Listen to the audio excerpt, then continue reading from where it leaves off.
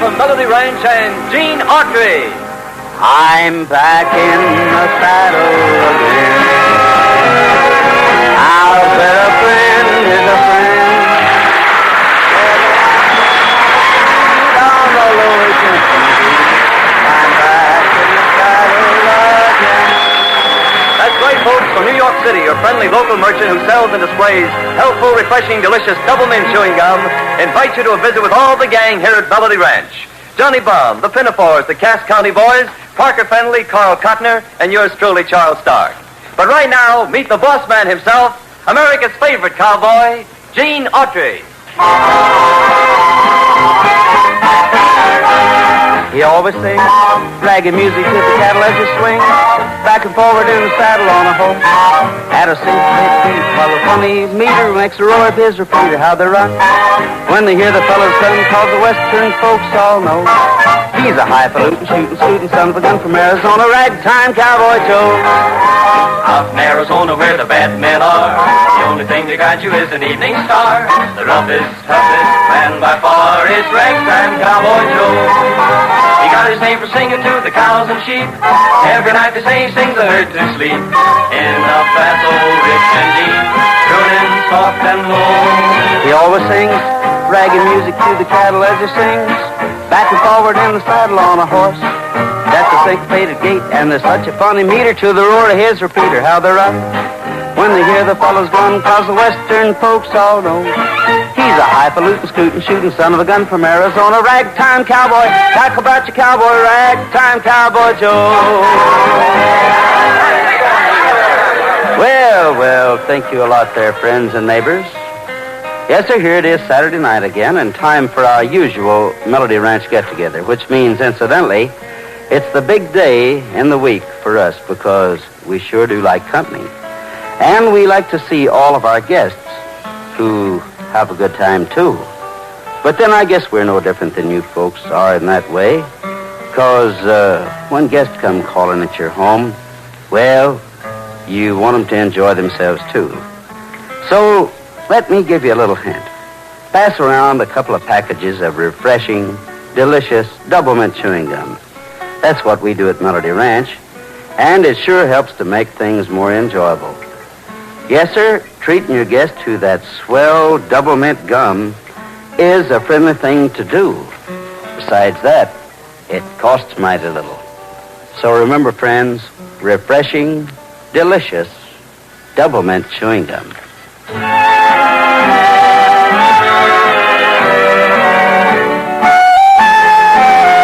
Sweetheart, I'm longing for only you.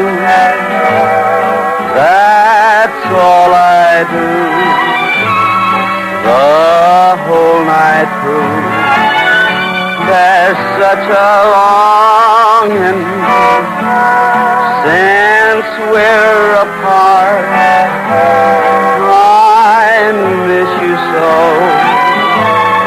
inside my heart. Somewhere, somehow, we'll meet again. Life will be sound, sweeter again.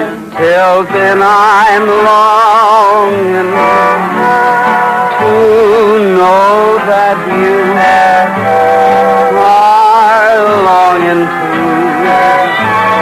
for me.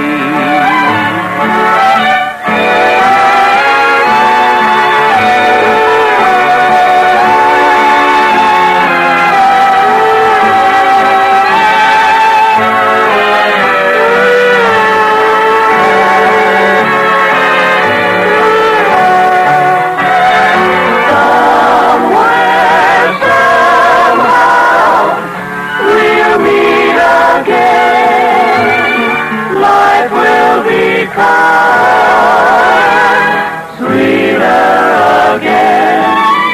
Till then I'm longing to know that you are longing too for me.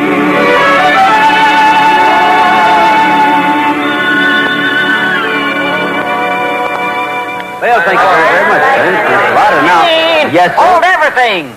Look who I just run into. Well, I'll be doggoned if it isn't Caleb Hooten. Howdy, son. What in the world are you doing here in New York, old-timer? Oh, just wanderlust, boy. Sheer mad wanderlust. Well, I'll say one thing. You're sure looking good. I'm perky as a cowbird wearing a peacock's feathers, son. And you know why? No, why? 'Cause ever since I got here, all I've been drinking is that there Texas gopher water. Texas gopher water? Yep. Take it for my teeth. But, Caleb, you've got false teeth. I know. Every morning I have to go for them. Get it? That's sort of a country joke. Yeah.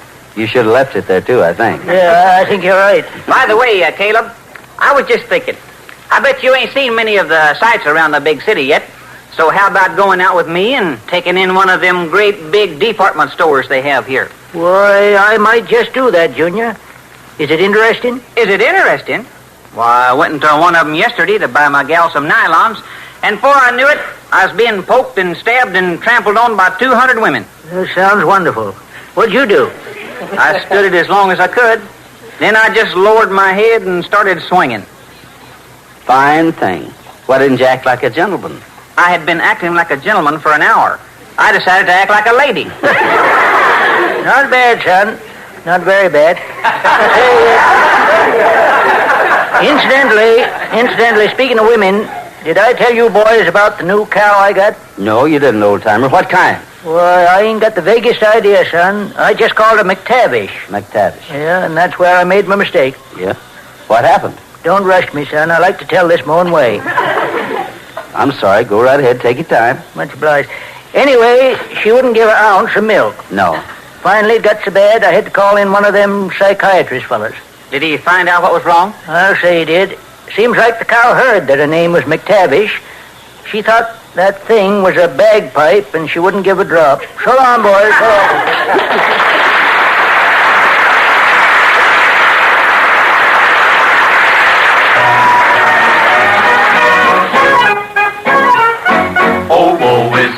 What goes with me? I hate this living I've chose for me. Tired of meat misery, should have never roamed. And left that home cooking. Life is cruel, I was a fool to roam. I climbed this hill, I tried to sail, and then I stepped on a rusty nail. Never even get no mail. I'm so far from all that goes with home cooking. I'm afraid I should have stayed at home. With a porch light, screen door, Banner from Niagara Falls, green grass lawn north. home sweet home upon the wall. That's Home cooking, gonna have me some. home cooking. Reach and get you some. Quiet life, Quite the life for me. Quiet life is quite the life for me. Thank you very much, kid. I sure enjoyed your home cooking.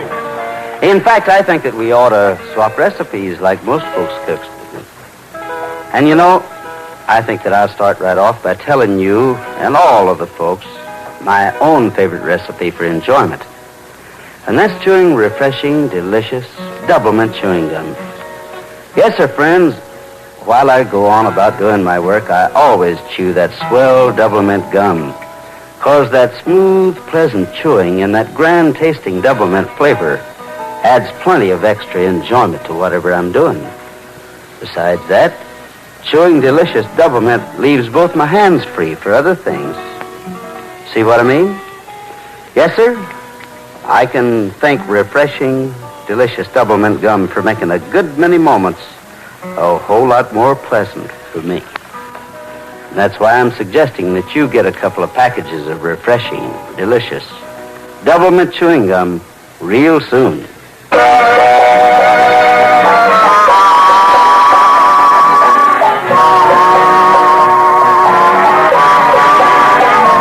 I'm sad, I've got the blues. Can't shake the sands of Texas from my shoes. I sigh, I don't know why. I guess I've got those dear old Texas blues. The smell of the rain, the roll of the plane, the feel of my seat in the saddle. I'd give all I own if I could be home, back on the range punching cattle. I guess I'll have the blues till I shake the sands of Texas from my shoes. The smell of the rain, the roll of the plane, the feel of my seat in the saddle.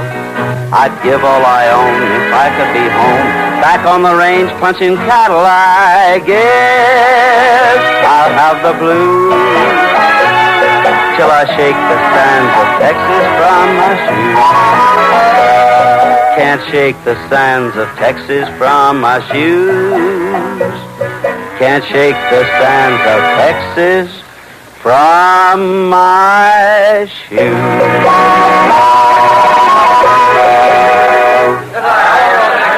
Thank you very, very much, gang. I'm glad you liked it. Like it?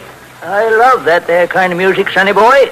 In fact, you might say it's prettier than a blue-bellied toad on a lily pad. You can say that again, Caleb. Okay, I said it's prettier than a blue-bellied toad. Never mind.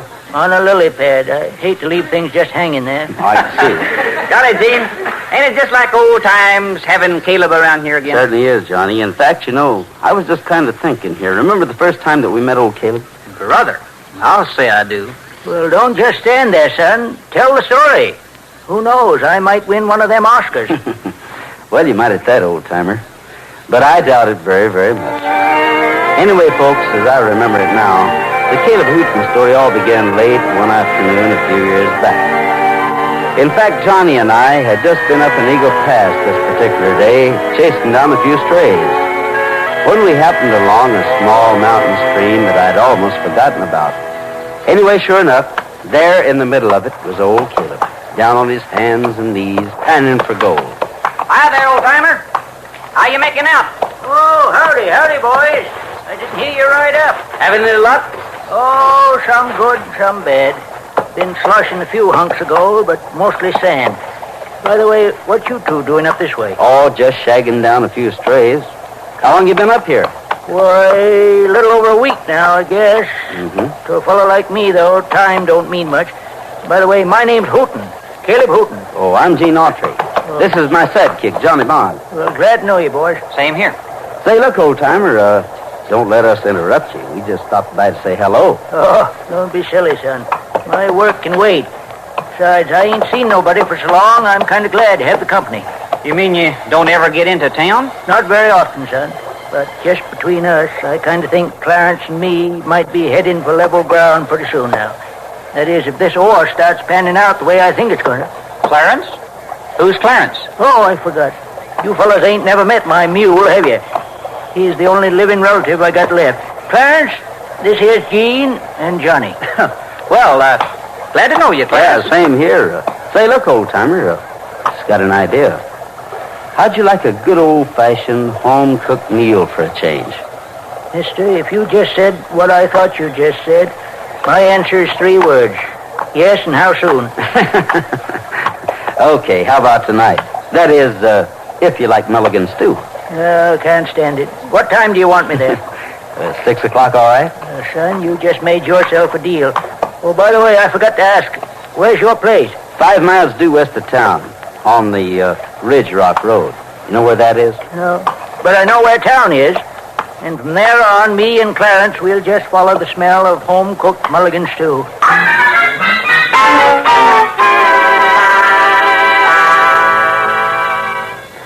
And so, folks, the Caleb Hooten story all began just as simple as that. But when 6:30 rolled around, without the old-timers showing up, I began wondering what had happened to him. Maybe he had just gotten a late start, or maybe he just plain couldn't find the place. At any rate, I knew one thing, that he wouldn't have stood us up if he could help it. Anyway, at 8 o'clock, I had the rest of the boys go ahead with dinner. But instead of sitting down with them, I just had a hunch. I headed for town and the county claims office.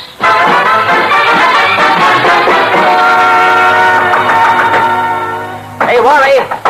Wally, open up. It's me. Gene Autry.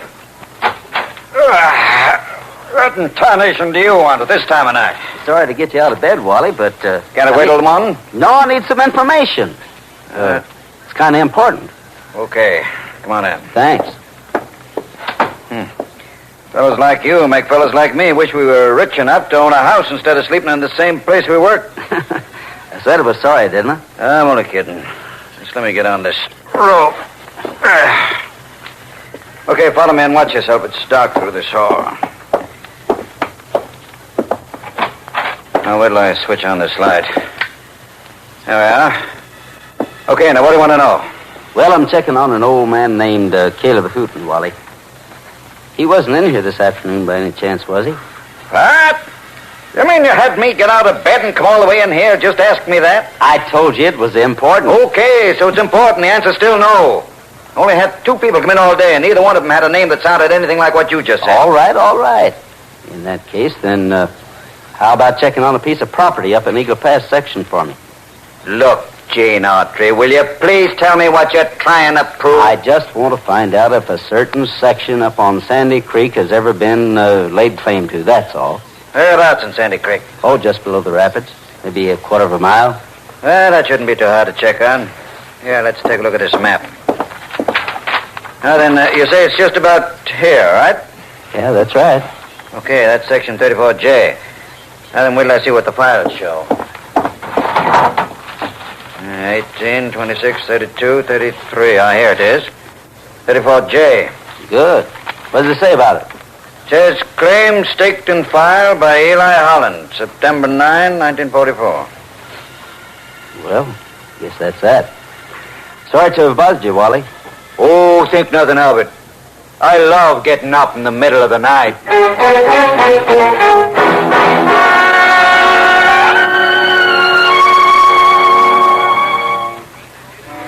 So, all I'd found out up to now was that the old-timer had been prospecting on land that he couldn't have claimed anyway. And then I got to thinking, maybe he'd just decided to pack up and move on. But I still wasn't convinced in my own mind. So the next morning, I saddled up Champion again and headed toward Sandy Creek for another look around. Oh, boy. Well, Champ, hold it a minute, boy. I'll just get off here and do a little checking over on that rig. You looking for something, mister? Huh? Oh, howdy, mister. Didn't know there was anybody else around. I asked you a question. Oh, yeah. Why, I'm looking for an old prospector by the name of Caleb Hooten. Haven't seen him around here, have you? He's gone. Said he's going to visit his brother. Anything else you want to know? Oh. Didn't leave any message, did he? Look, mister, I don't know nothing about any message, but in just case you don't know it, this is private property. So if you're smart, you'll clear out and leave well enough alone. So that's the way it is, huh? Yes, that's the way it is. So beat it. Thank you, my friend. I'll beat it like you say. But don't take any bets that I won't be back.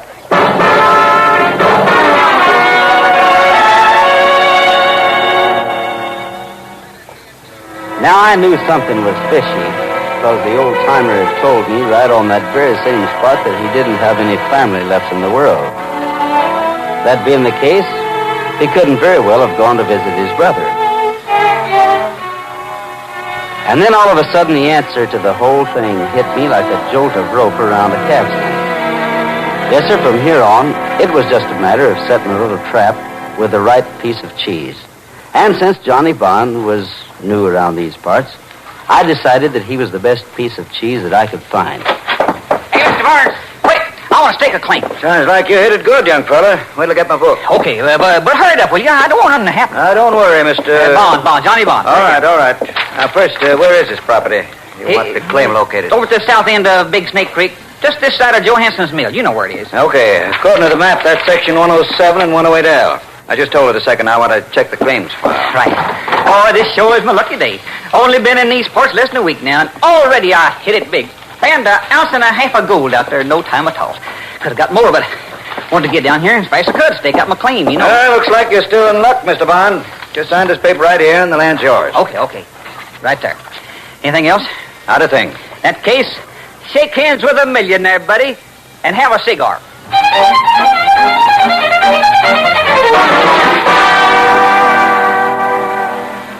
Now the piece of cheese was in the trap, and all we had to do was wait for the rat. So just as we'd planned, Johnny went back to Big Snake Creek and pitched camp. When he got there, it was just after dark.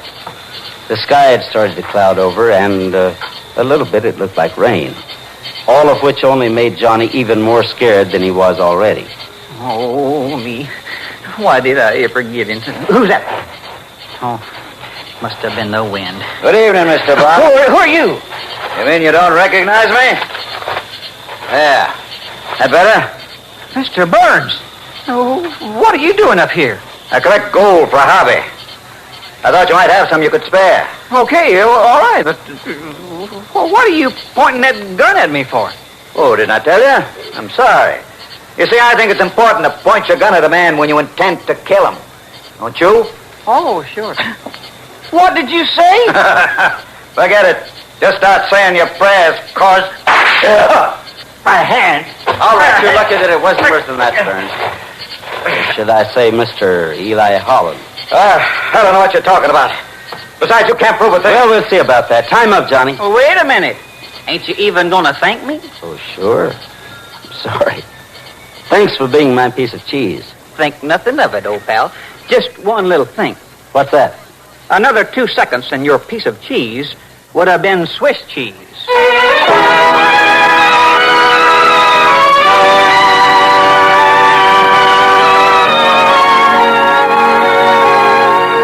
And so, folks, that's the end of the Caleb Hooten story. Boy, that Eli Holland feller really had himself quite a little racket, didn't he, Gene? I'll say he did, Johnny. You see, folks, by using his job at the recorder's office, he could issue claims to prospectors who hit rich strikes. Then, as soon as they left, he tore up their claims and made out new, predated ones to Eli Holland, which was his real name. After that, well, he'd just do away with the prospector, and nobody was any the wiser. Hey, I forgot to ask you. What's that? What made you suspicious of him in the first place? A date, Johnny. A simple date on that claim that he showed me the first night I was there. It said, filed by Eli Holland, September 9th, 1944. Well, what's wrong with that? Nothing, except afterwards I got to thinking about it and remembered a little story. You see, September 9th is admission day in this state, and no government offices open because of a holiday. Well, I'll be... That ain't all of the story, though, son. It ain't? No, sirree, not by a long shot. You see, all the time you fellas thought I was a goner, I was really tied to a tree. And coming towards me were 65 cougars, 38 mountain lions, and 3 wild boars carrying submachine guns. Anyway, all I had with me was a slingshot and an old emery board. That's all, brother. Good night, Caleb.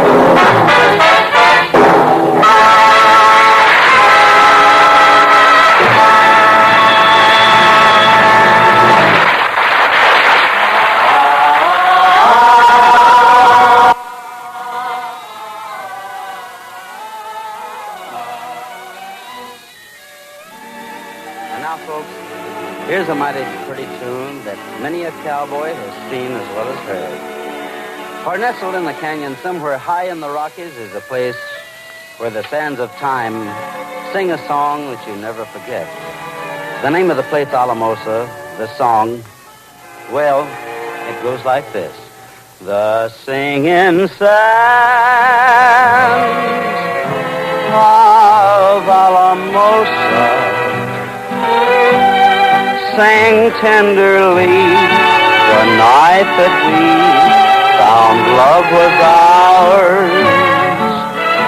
Deep in the sands of Alamosa, the angels hid a song amid the desert flowers. But since you said goodbye, there's no music, just the ghost of a song that used to be. The singing sands of Alamosa will sing anew the day that you come back to me. But since you said goodbye, there's no music, just the ghost of a song that used to be. The singing sands of Alamosa will sing of you the day that you come back to me.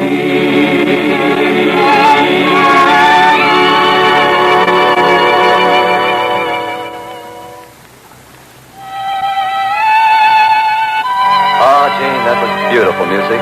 So soothing and relaxing. Kind of gives me a new lease on life. Well, I'll tell you, Charlie, music can do that all right. And you know, I found that chewing refreshing double mint gum is a swell help treat, too. Yes, sir. When I get going to the point where my nerves are tight and edgy, that smooth, pleasant chewing helps to ease me up a bit. And that nice, clean double mint flavor gives me a welcome lift, too. So remember, folks, that's refreshing, delicious double mint gum. I like it.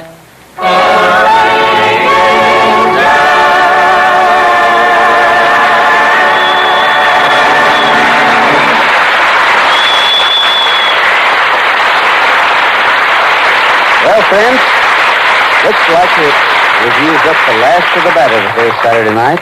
But me and the whole Melody Ranch gang will be back to mix up a new batch for you next week at the same time and over these same CBS stations. So try and drop around then, won't you? In the meantime, this is Gene Autry for Double Mint Gum, asking you to keep thinking of us.